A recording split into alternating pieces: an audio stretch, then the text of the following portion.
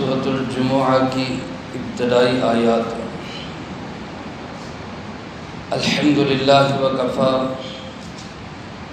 وسلام علی عبادہ الذین اصطفی خصوصاً علی سید الرسل وخاتم الانبیاء وعلى آلہ واصحابہ الاتقیاء اما بعد فاعوذ باللہ من الشیطان الرجیم بسم اللہ الرحمن الرحیم يسبح لله ما في السماوات وما في الأرض الملك القدوس العزيز الحكيم هو الذي بعث في الأميين رسولا منهم يتلو عليهم آياته ويزكيهم ويعلمهم الكتاب والحكمة وإن كانوا من قبل لفي ضلال مبين يسبح لله ما في السماوات وما في الأرض اللہ ہی کی پاکی بیان کرتی ہے ہر وہ چیز جو آسمانوں میں ہے اور جو زمین میں ہے۔ الملک جو بادشاہ ہے، القدوس جو نہایت پاکیزہ ہے، العزیز الحکیم جو غالب بھی ہے، حکمتوں والا بھی ہے۔ هو الذی بعث فی الامیین رسولا منہم، وہی اللہ ہے جس نے بھیجا امیوں میں ایک رسول عظیم الشان، انہی میں سے، یتلو علیہم آیاتہ جو تلاوت کرتا ہے ان کے سامنے اللہ کی آیات کو، وَيُزَكِّيهِمْ اور ان کو پاک کرتا ہے، وَيُعَلِّمُهُمُ الْكِتَابَ وَالْحِكْمَةَ اور ان کو تعلیم دیتا ہے کتاب کی اور سنت کی، وَإِن كَانُوا مِن قَبْلُ لَفِي ضَلَالٍ مُبِينٍ جبکہ وہ اس سے پہلے کھلی گمراہی میں تھے۔ اس سورۃ مبارکہ کا نام سورۃ الجمعہ ہے۔ اس کے دوسرے رکوع کی پہلی آیت میں جمعہ کی تیاری اور جمعہ کے لیے جلد جانے کا حکم ہے۔ اسی مناسبت سے سورۃ مبارکہ کا نام بھی سورۃ الجمعہ ہے۔ مدنی سورت ہے، یعنی ہجرت کے بعد نازل ہوئی، بلکہ اگر آپ دیکھیں تو ترتیب کے لحاظ سے تو اس کا نمبر 62 ہے، نازل ہونے کے اعتبار سے 110 نمبر پہ یہ سورۃ مبارکہ نازل ہوئی۔ قرآن کریم کی کل 114 صورتیں ہیں، ان میں سے 110ویں نمبر پہ اس کا نازل ہونا گویا کہ ان صورتوں میں سے ہے جو بالکل آخر میں نازل ہوئی۔ اور اس سے پہلی سورت صف 109 نمبر تھی اور یہ 110 ہے، گویا دونوں صورتیں ساتھ ساتھ نازل ہوئی۔ اور اس سورت مبارکہ کی 11 آیات ہیں اور 2 رکوع ہیں۔ اس سورت مبارکہ میں اللہ رب العالمین نے آغاز اس کا اپنی تسبیح سے ہی کیا ہے۔ ایسی صورتیں جن کا آغاز سبح یا یسبح کے لفظ سے ہوتا ہے، ان صورتوں کو مسبحات کہا جاتا ہے۔ قرآن کریم میں یہ تقریباً 7 صورتیں ہیں جن کو مسبحات کہا جاتا ہے۔ اس سورۃ مبارکہ میں بھی اللہ پاک فرماتے ہیں یسبح للہ ما فی السماوات وما فی الارض، اسی اللہ کی پاکی بیان کرتی ہے ہر وہ چیز جو آسمانوں میں ہے اور جو زمین میں ہے، یعنی پوری کائنات کی ہر مخلوق تسبیح بیان کرتی ہے صرف کس کی؟ اللہ رب العالمین۔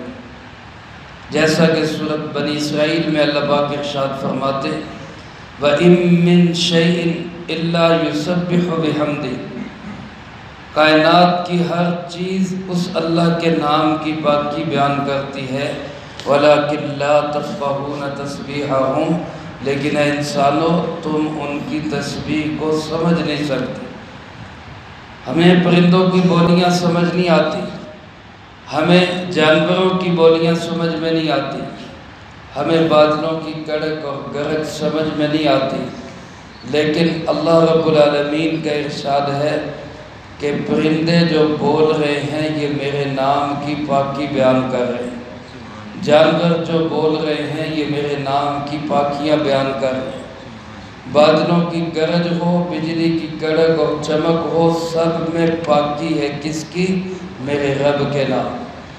فرمایا کائنات کی ہر چیز تسبیح بیان کرتی ہے اس اللہ رب العالمین کی، الملک جس کی صفت یہ ہے کہ وہ بادشاہ ہے، القدوس جس کی صفت یہ ہے کہ وہ نہایت پاک ہے، ہر عیب، ہر نقص، ہر کمی، ہر کجی سے پاک ہے، اور العزیز جس کی صفت یہ ہے کہ وہ غالب ہے، الحکیم اور جس کی صفت یہ ہے کہ وہ حکمتوں والا ہے۔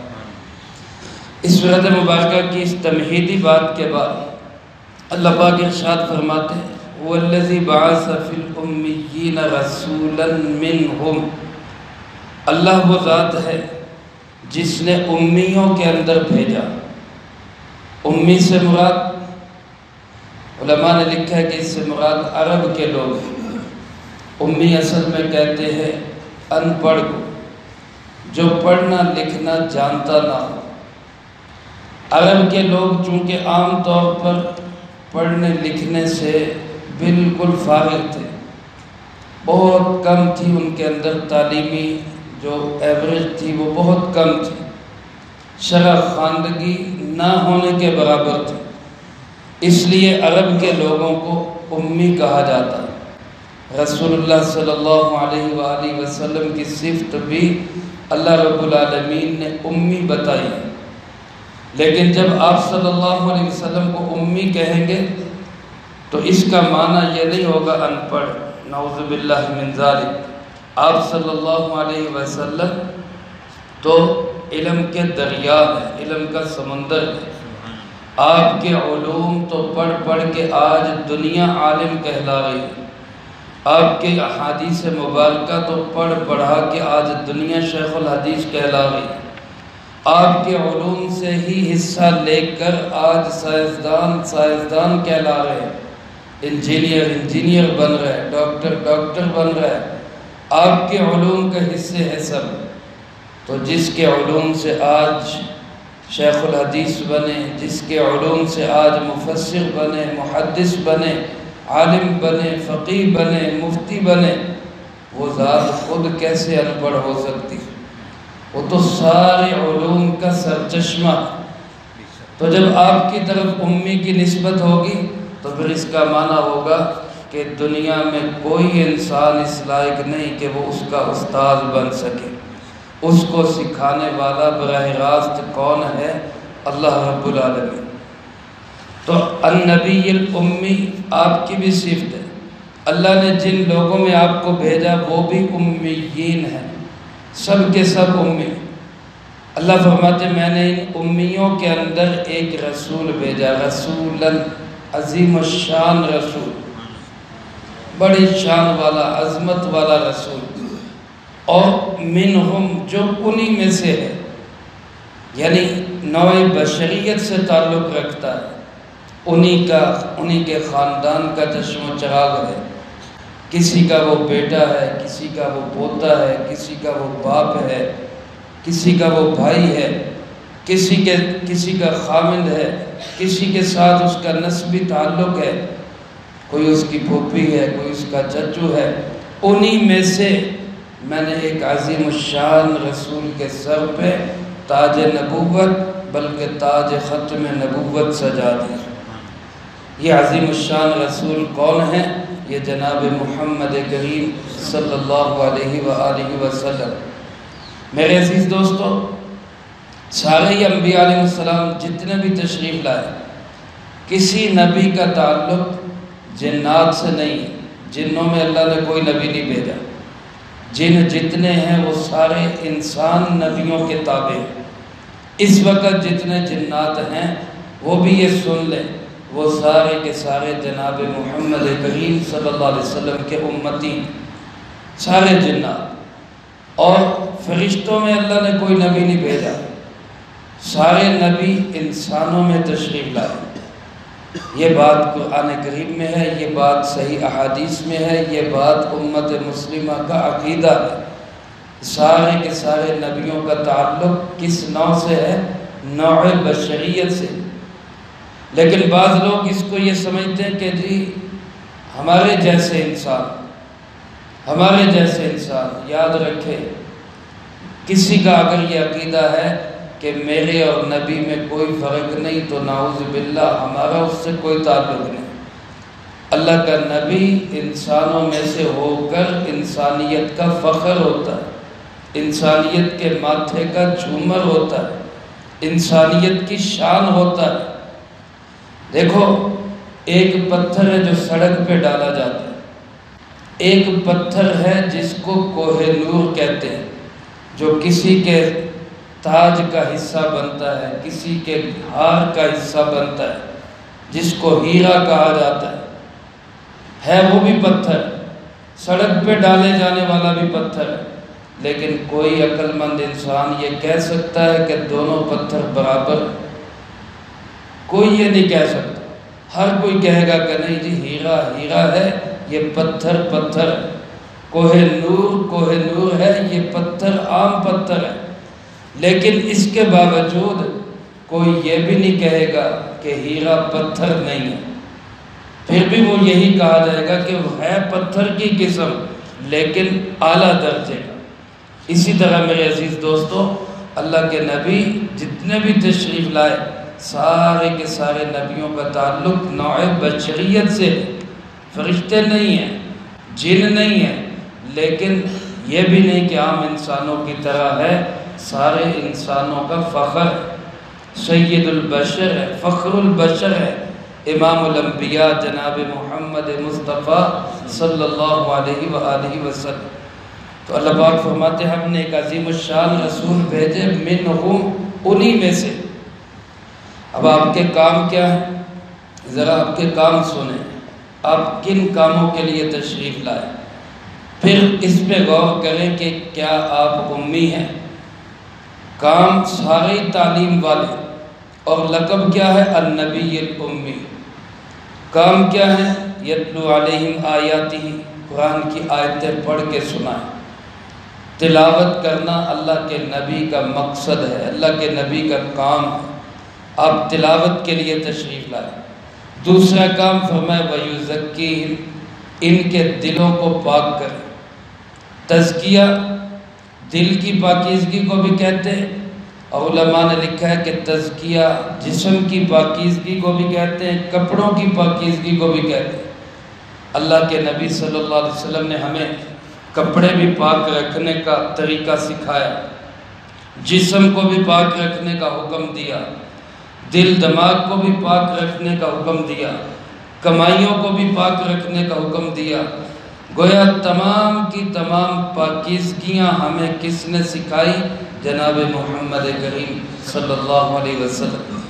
قرآن پاک کی تلاوت سکھائیں گے اور پاکیزگیاں سکھائیں گے، اور تیسرا کام کیا ہے؟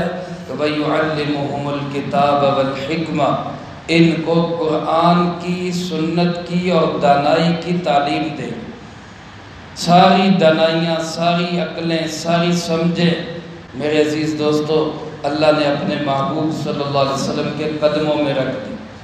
دنیا کے سب سے ذہین ترین انسان جناب محمد کریم صلی اللہ علیہ وسلم، تو یہ انسان، یہ سچے نبی اور یہ فخر البشر، یہ امام الانبیاء، یہ سید الانبیاء جناب محمد مصطفیٰ صلی اللہ علیہ وآلہ وسلم، یہ انسانوں کو کتاب کی بھی تعلیم دیں گے، سنت کی بھی تعلیم دیں گے، اور حکمت اور دانائی کی بھی تعلیم دیں گے۔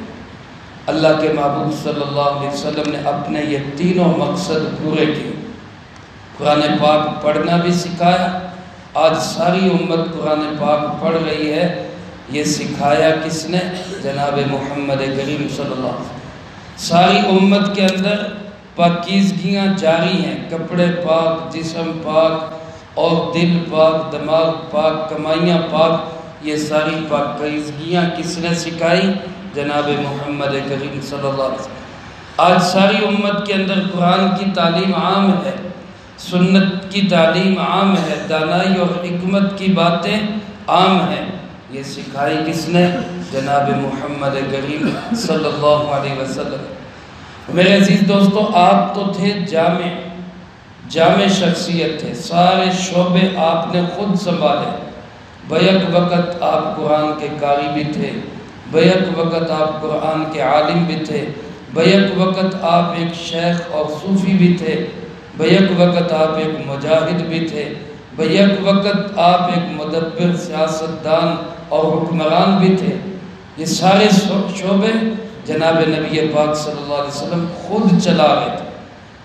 آگے امت کے اندر اللہ نے شعبوں کی تقسیم کر دی، کیونکہ اب آپ جیسی ہمہ گیر شخصیت تو کوئی ہو نہیں سکتی، اس لیے پھر آگے کسی کا شعبہ بنا قرآن کی تعلیم۔